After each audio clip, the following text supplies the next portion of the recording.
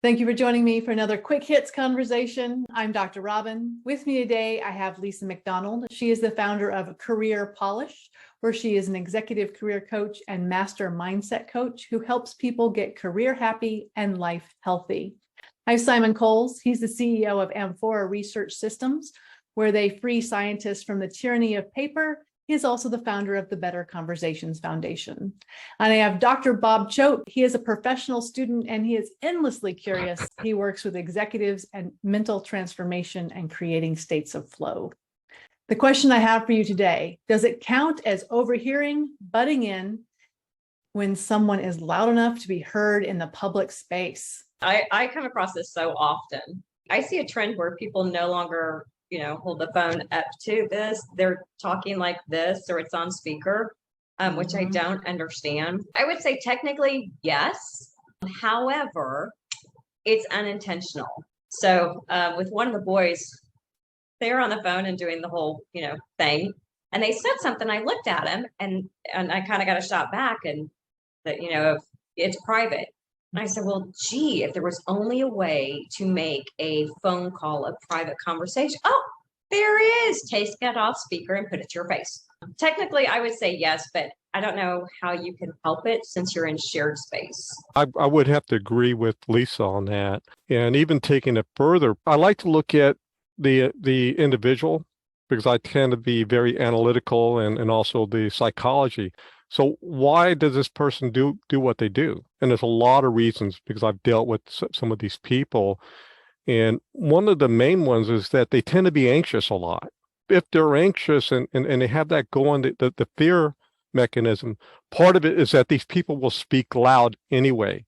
And there's other context. So if I don't know the person, I think we're going over here anyway, whether it's a person engaged in conversation, whether it's over the phone or just with another individual.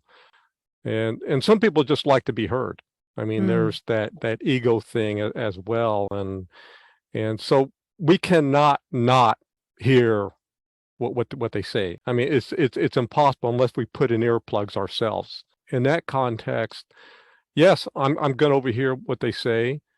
And depending on the conversation or what they're talking about, I may or may not butt in. And the reason I say that is that maybe the person wants to be overheard. And I start to understand that. And I may come in to whether wanted or unwanted. And a lot of times it's been wanted advice in terms of what they're dealing with. Again, I have to understand the context of what they're saying. I think, there's two things. One is the overhearing and then making any kind of reaction or contribution. I would assume it's a very British thing, but it's probably common in lots of other places where you pretend you're not hearing somebody having a massive fight with their wife or whatever. And you always get the guy on the train who's sort of posturing and sort of buy, sell, that sort of thing, make himself look cool. People should be responsible for what they say in public. Of course, phone conversations or something may get a little bit into territory that you weren't expecting to have. I think the butting in or the talking about it, again, it's context sensitive. If there's a conversation going on in the office between two people and someone was interested in having a contribution, I would expect them to butt in and make their contribution. That's collaboration. But if it's somebody you don't know and you want to make a contribution to thing, I think that's a very brave thing. And I don't think I would ever, under any circumstances, have the guts to butt in. I might make a comment afterwards and go, that sounded a little bit tricky. You all right? Or something.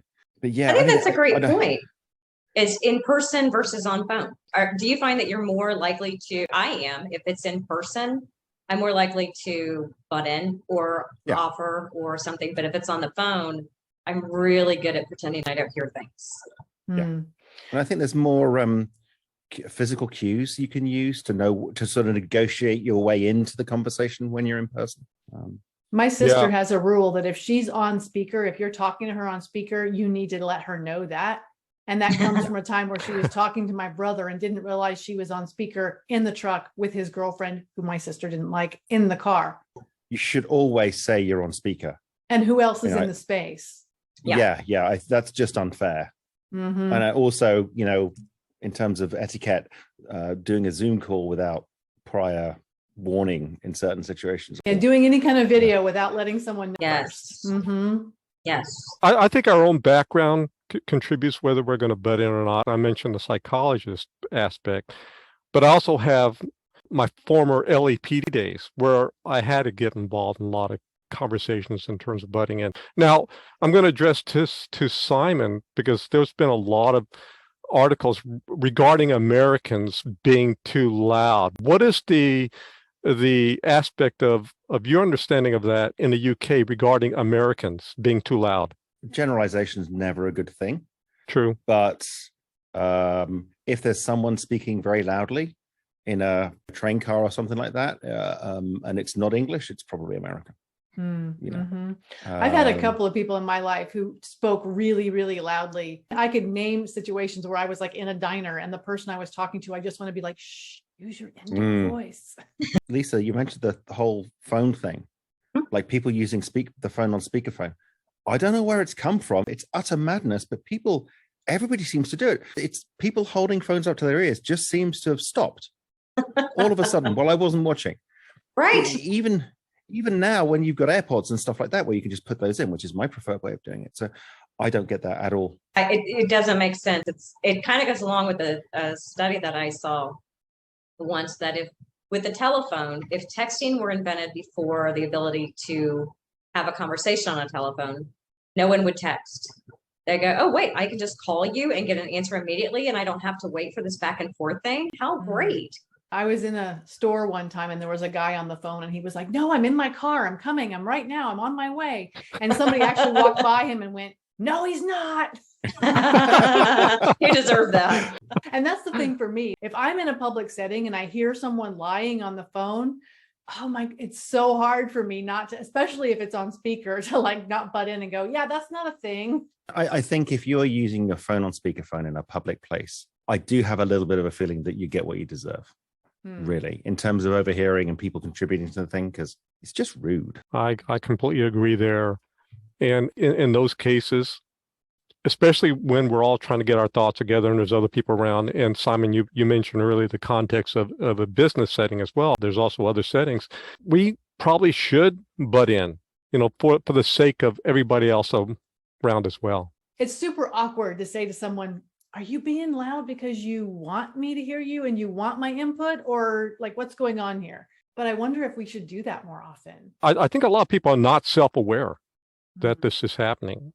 And maybe if we let them know regarding that, maybe we could help them to tone it down, get off speakerphone. Lisa, you were getting ready to say something? No, I'm using my head voice right I now. can't hear that.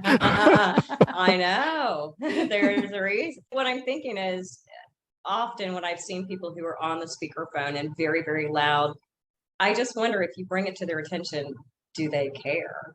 I mean, if they're going to that extreme, that they're being that, hey, notice me. If you bring it to their attention, if they're just like, yeah, and I think you're probably going to get a bad reaction. How dare you listen to me, sort of thing. It won't be sensible, I saw an article once where a woman who works with deaf students had to explain to them that hearing, if you're a hearing person, isn't an option. It's not something you can choose not to do, that it's like smelling. If there's a smell in the room, you're going to smell it. She had to explain to deaf students that hearing is something that just happens. And I wonder sometimes if people realize that. Yeah. Well, it might be the whole trend towards society getting more narcissistic. I think people just are unaware. We're so unaware. We're in our own little world.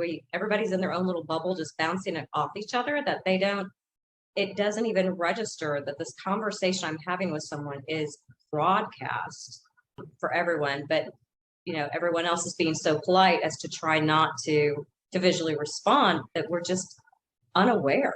I think we assume a sort of sense of privacy if we're around people we don't know. I think probably we would have discussions on the phone that we wouldn't have in front of our friends and neighbors. But if we don't know anybody, then maybe we feel a little bit more immune to that. Well, that's as good an excuse as any, I suppose. I appreciate you having this conversation with me. That is our 10 minutes. I think it's challenging because I definitely want to be that person who butts in, and I try really hard not to be. So thank you so much. I look forward to speaking to you all again really soon.